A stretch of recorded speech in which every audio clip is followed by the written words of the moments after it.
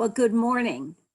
Good morning and welcome all to the Sunday morning service from the Unitarian Universalist Fellowship in Laguna Beach. My name is Pamela Floodman and I will be serving as your worship associate for today. Today, we are absolutely delighted to welcome the Reverend Everett Howe to UUFLB to our virtual pulpit as our guest minister. Reverend Everett is currently serving as the minister of the Summit UU Fellowship in Santee, California, the president of the board of the Spirit Level Foundation, and he is also a professional mathematician. Reverend Everett earned his Master of Divinity degree from Starr King School for the ministry in 2019, and he was ordained earlier this year. He and his wife, Isabella Furth, have lived in San Diego for 24 years and raised their 2 children there. We are so fortunate that Reverend Everett is joining us today, so welcome. The title of today's service is In It for the Long Haul. This phrase captures for me so many of the thoughts that I've been harboring over the past long weeks and months as we learn to cope with the pandemic and as we join together to work for social justice. So this morning, we will be focusing on how we can face the future and the important work to be done by drawing on our shared faith to maintain hope and take care of ourselves in order to make our life and our work sustainable. Each Sunday, anywhere there is a service held in a Unitarian Universalist congregation, a chalice is lit. Today, our guest minister, Reverend Howe, will be lighting our chalice from his home. And if you have a candle at home, you may wish to light it together with us as well. Good morning. See if I can get this visible to you. There we go. We light a match or we flick a switch, but we pass the flame along. The fire in our chalices is the same fire that warmed our ancestors in the cold, the same light that helped them see the way to truth, the same inspiration that encouraged them to work for justice even when hope felt distant. The light in each of our chalices is but a small part of a greater flame, one that exists throughout space and throughout time. A flame that inspires and ignites, a flame that shows us the power of our community when we join together. We light a match, or we flick a switch, and we pass the flame along. Nice words. Thank you. At UUFLB, we are a welcoming congregation. Whoever you are, whomever you love, no matter your age or gender, your economic or immigration status, the color of your skin, whatever sincere questions that you bring with you today, we welcome you. As Unitarian Universalists, we have 7 principles that guide us as we build religious community together. During these challenging times, I have been working to put into action our 2nd principle. As a Unitarian Universalist congregation, we affirm and promote justice, equity, and compassion in human relations. Our fellowship is served by our minister, Reverend Lee Marie Sanchez, who leads us in worship on one Sunday each month and also joins on other Sundays and for the many other events that occur each week, including our Friday Zoom at noon discussion group. And I have heard a rumor that in the new year, we are also planning for a book club meeting, which is going to focus on the works of James Baldwin. I learned this morning this rumor is actually true, and I will definitely be attending. I am especially grateful for Reverend Lee Marie's efforts in helping us connect with the wider UU community, and especially the UU The Vote campaign. I know that many of you have been participating, and we are all aware how much work lies ahead of us, even though Election Day is now behind us. Generosity, action, and compassion are the keys by which we can make a difference in the world. So thank you to all. To start our exploration this morning, please join me in reading our centering thought. These words come from an interview with scholar, writer, and activist Angela Davis. And in the interview, Angela Davis focused on how critically important it is for activists and organizers, for those who are working to make a difference, to also practice radical self-care. So while you will be muted from home, I invite you to join me in reading these words and to listen to them carefully with your heart. Anyone who's interested in making change in the world also has to learn how to take care of herself, himself, themselves. The words of Angela Davis. So I invite you now to enjoy our opening hymn with music provided by our talented music director, Carol Cole. The hymn is number 126 in our gray hymnal, Come Thou Fount of Every Blessing. The words will be in the chat, and although you will be muted, you are all invited to be singing from home. Good morning.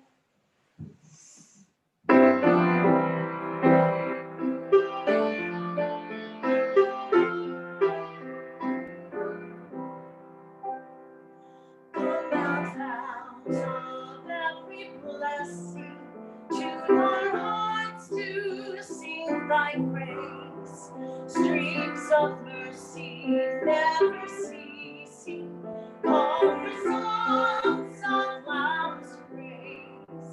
From the womb of life's perfection, fills our hearts with joy and love.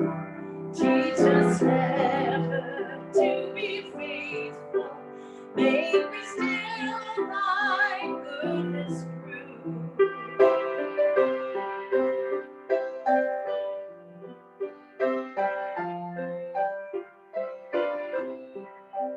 Come thou fount of every vision, lift our eyes to what may come. See the lion and the young lamb dwell together in thy home. Hear the cries of wrathful silent feet, in thy love flow like the sun. When we all serve one another, then our heaven is begun.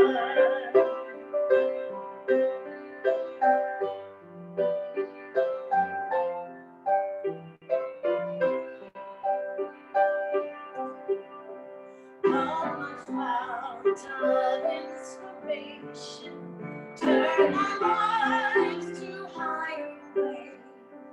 Lift our gloom and inspiration, show the promise of this day. Help us find ourselves in union, help our hands to love our love with thy name. O fount of justice, earth be fair as heaven above.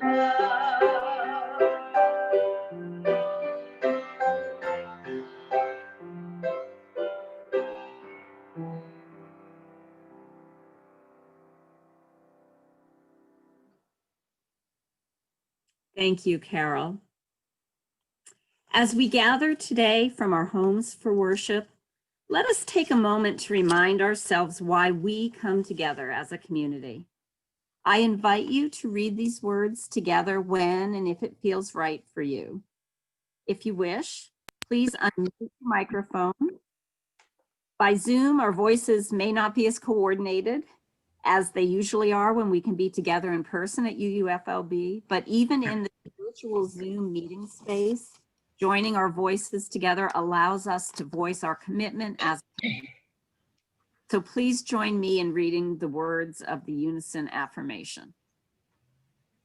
May we be reminded here Of our highest aspiration, inspired inspired bring our our gifts gifts of of love and and service service to the to ultimate the altar of ultimate humanity. May we know once again. Whoops. May we May we know know once again again Again, Not We are not isolated beings, beings, connected but connected history and miracle of the universe. universe, to This this community community and to each other.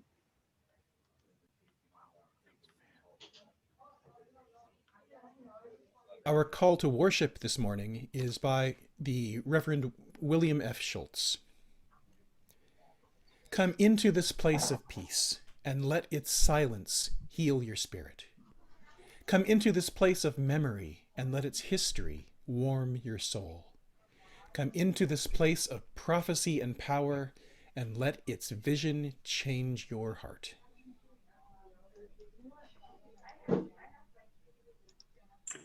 Our reading this morning is from the writings of Emily M.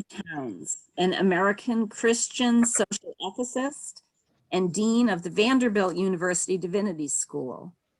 And Emily Towns was the first African-American woman to be elected president of the American Academy of Religion in 2008. The reading comes from her book, Breaking the Fine Reign of Death, African-American Healthcare and a Womanist Ethic of Care. I was not familiar at all with Emily Towns' work before preparing for today's service, but I now want to learn more. So many, many thanks to our guest minister, Reverend Everett, this morning for bringing these words to us. There is something about hope when it is grounded in the divine that is solid enough to sustain our lives and overcome skepticism and doubt.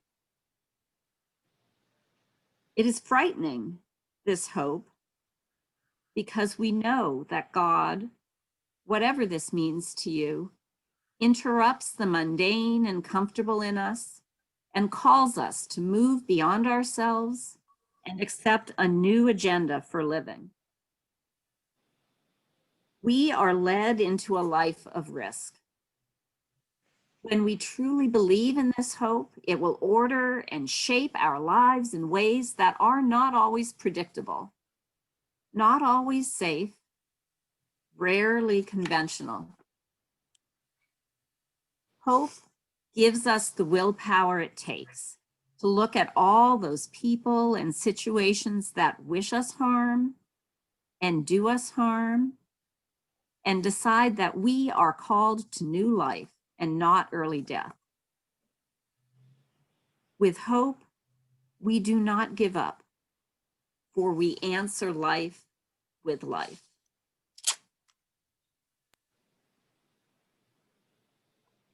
So we have come now to a time in our service to briefly share the important events that have touched our lives in the past week.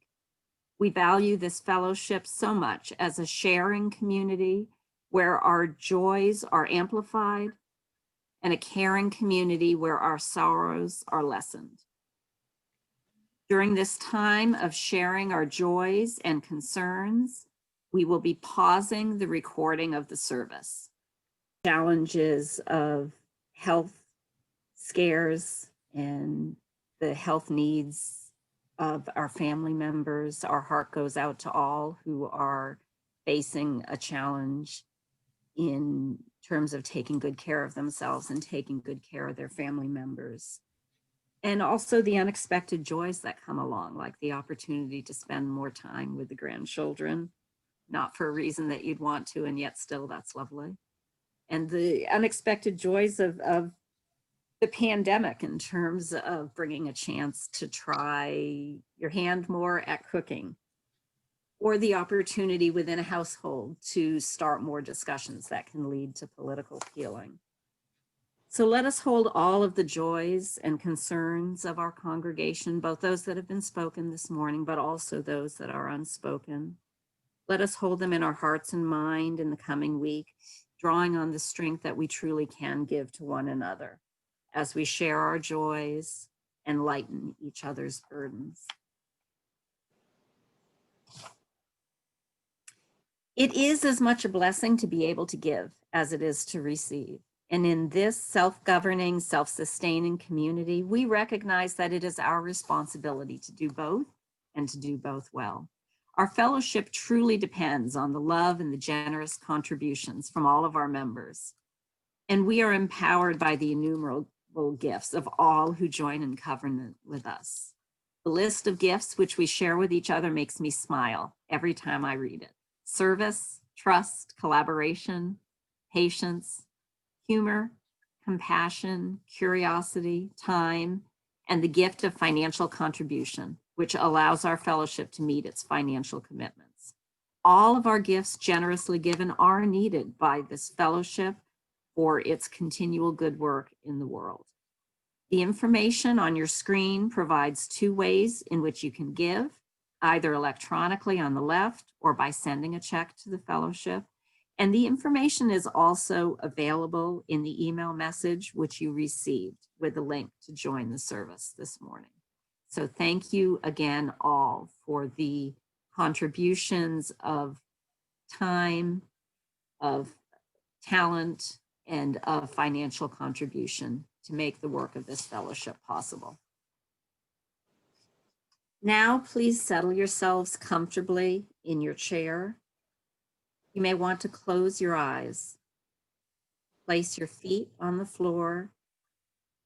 Feel connected to the ground beneath you. Let your hands rest quietly. Breathe deeply and allow your shoulders to relax. Follow your breath in and out. Become aware of your breath in and out, and allow yourself to simply be in this moment as we share a few moments of silent meditation.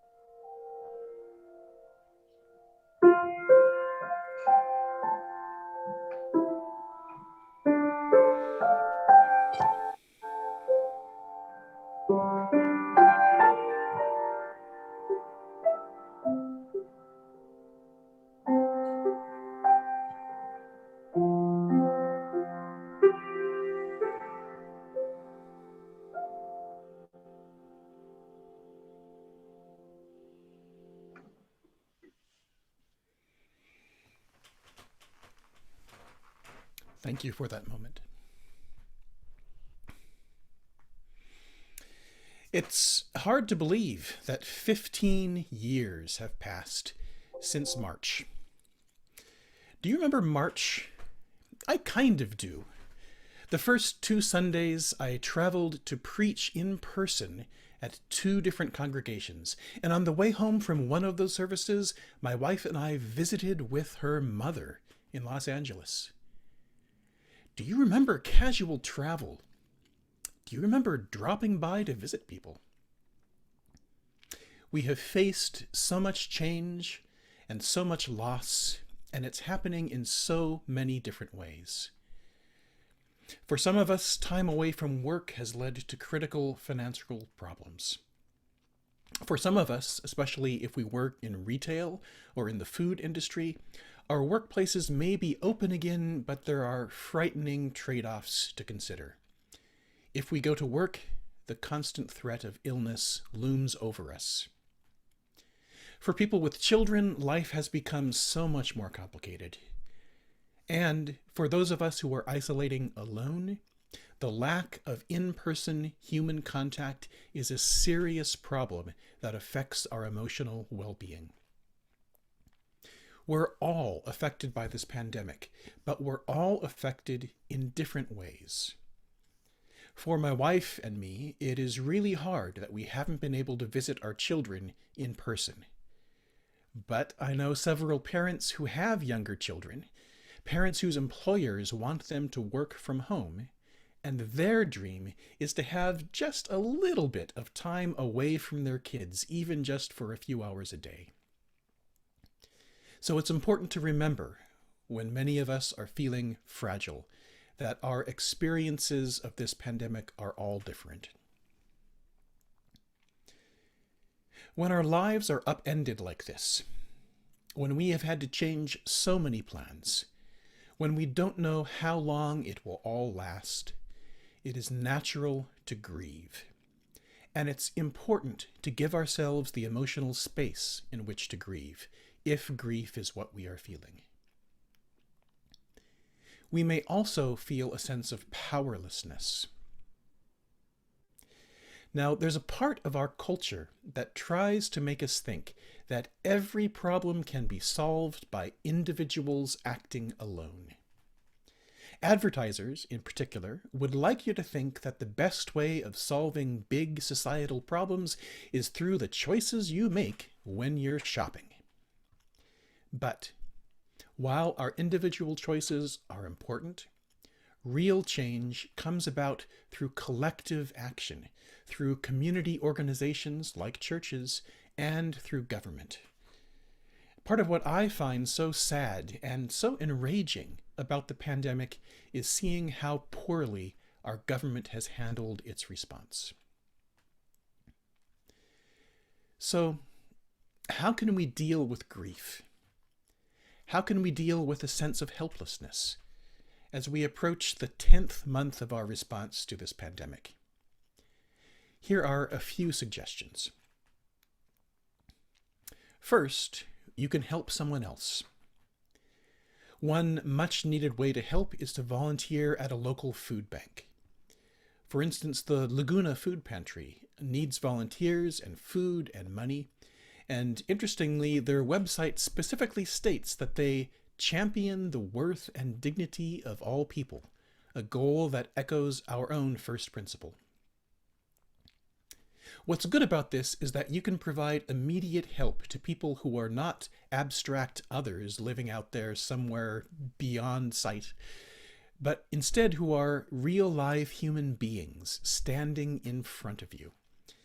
Instead of being frustrated at your inability to solve a pandemic all on your own, you will be doing work that solves a smaller problem for a person that you can see.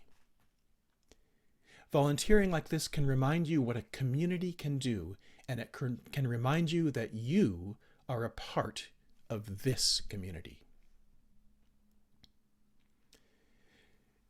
Second, you can incorporate a calming and centering ritual into your life.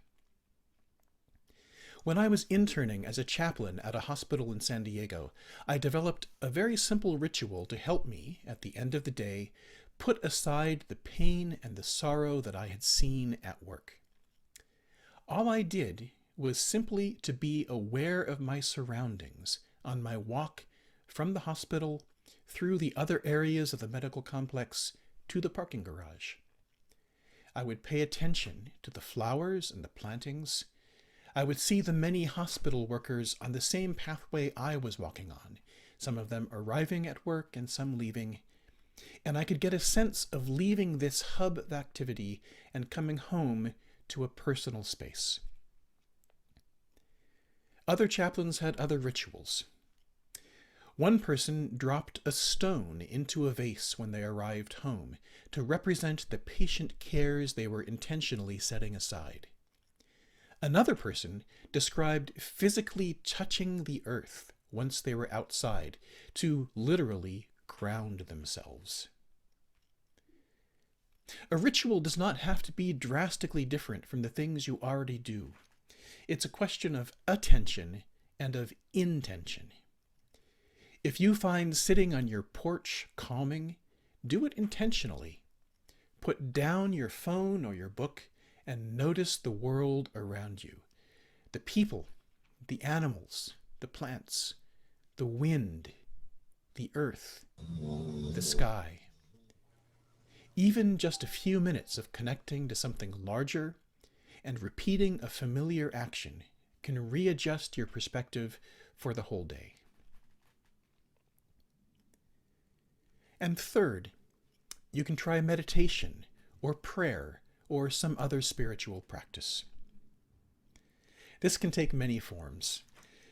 For years, I had to commute by car to work. And during times when I was feeling particularly stressed, I developed a habit of intentionally not listening to the news, not listening to music, not listening to podcasts. I would stay in silence in the car and let my thoughts go where they would. Sometimes that was the best way for me to find out what was going on in my life, just to give my mind some space to let the things well up. I trained myself to think my thoughts without self-judgment, and I learned how to feel how my body reacted to these thoughts. I should say only do this if it's safe and pay attention to the road. I viewed this practice as a kind of meditation. For others, meditation means sitting and emptying the mind and not letting the mind wander. That also can bring peace. Prayer is another option. Prayer is something that even atheists like me can do.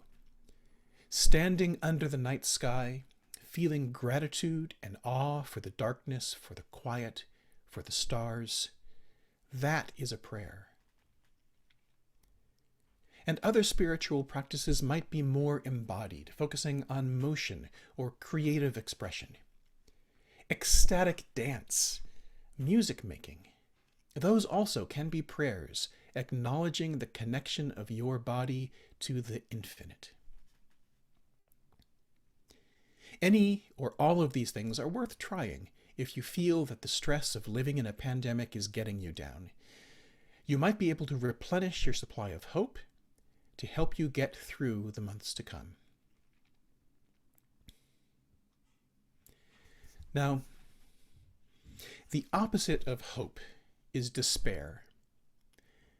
And despair has been around for a long time. There are many ways of looking at it. Catholics view despair as a sin, as the denial of the power of God. We might instead think about despair in terms of psychology.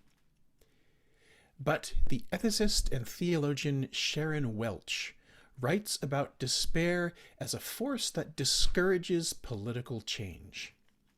When an individual like you or me sees the powerful structures that support oppression and inequality, it's easy to think that it's hopeless. There's no way to change things, and it's foolish to even try. This form of despair is insidious. As Welch describes it, one way it can play out in practice is in a desire for certainty, for wanting to know without question that an action you are considering will produce measurable results, measurable change. But Welch's point is that we can never truly be sure beforehand whether the things we do will have an immediate effect. Change comes through many small actions, none of which may have a predictable outcome. But by taking an action, any action, you can build networks of support and personal connection that in the future might provide the supporting structure for change. As Emily Towns said in our reading today, hope leads us into a life of risk. Sometimes we have to simply take a step, even if we are not sure that it will move us forward. The risk is worth taking.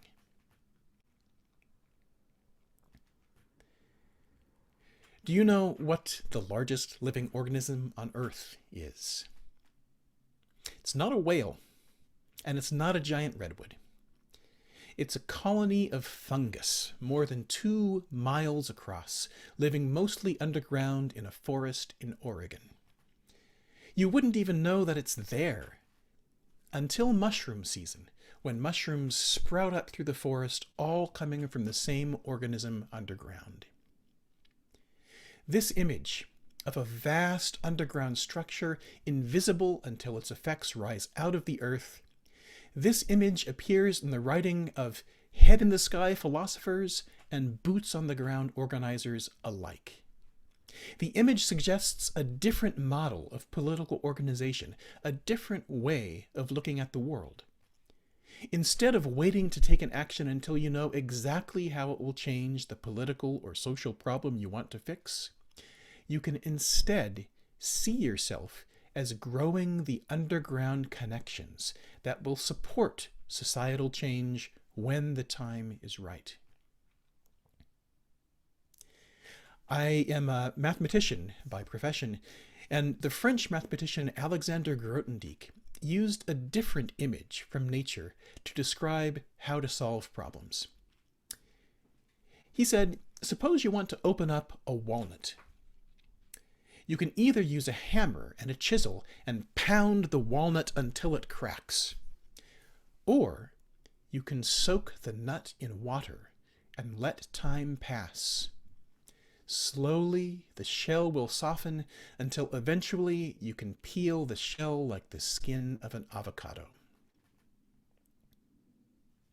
For me, this is one way to find hope.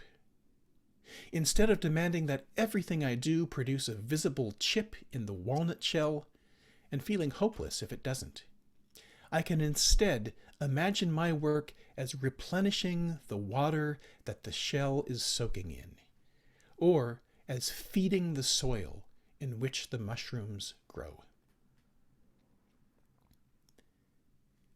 May you find hope. May you create hope as we move through these difficult times. And may you sense the hidden structures of love that are supporting you beneath the earth. Please feel free to sing along, but stay muted as we listen to hymn number 1068, Rising Green.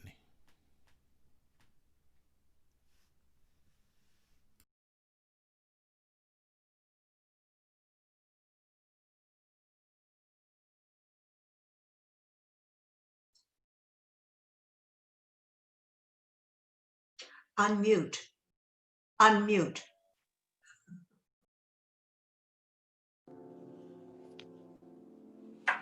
Sorry, I thought I did.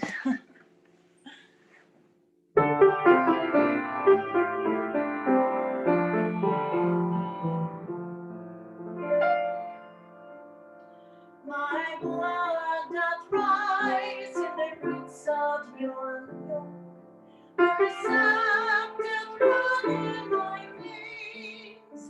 Boundless my soul like the open sky, where the stars forever have lain.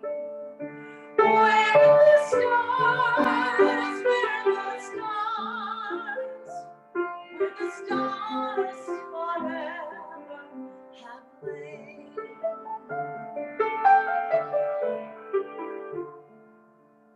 I feel the tides of the answer, the moon, rushing on through a distant sand. Beneath my song is the wind of my breast, and the love blows over the land. And my love, and my love blows over the land.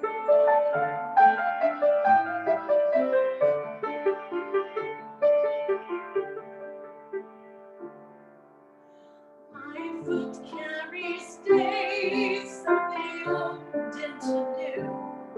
Our dream shows us the way. What truths are faith, sells deep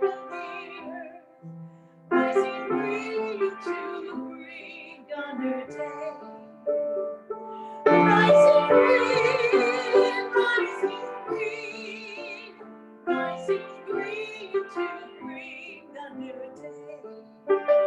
Rising green, rising green to bring a new day.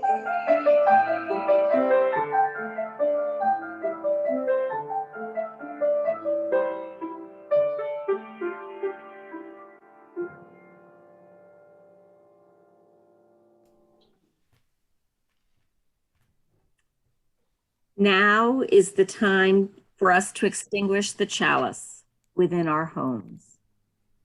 We extinguish this flame, but not the light of truth, the warmth of community, or the fire of commitment we carry in our hearts until we are together again.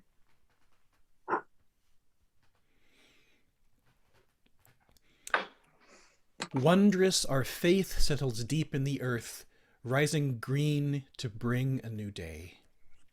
May our faith settle deep in the earth to make the connections that will spring forth after the rain to reshape our world with love and justice. Go in peace.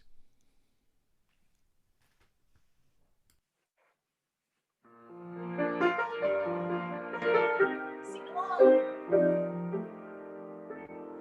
Let there be peace on earth, and let it begin with me. Let there be peace on earth, the peace that was meant to be. With earth as our mother, we are family. Let us walk with each other in the perfect harmony. Let peace begin with me. Let this be the moment now. With every step I take, let this be my song now. Take each moment, live each moment in peace eternally. Let there be peace on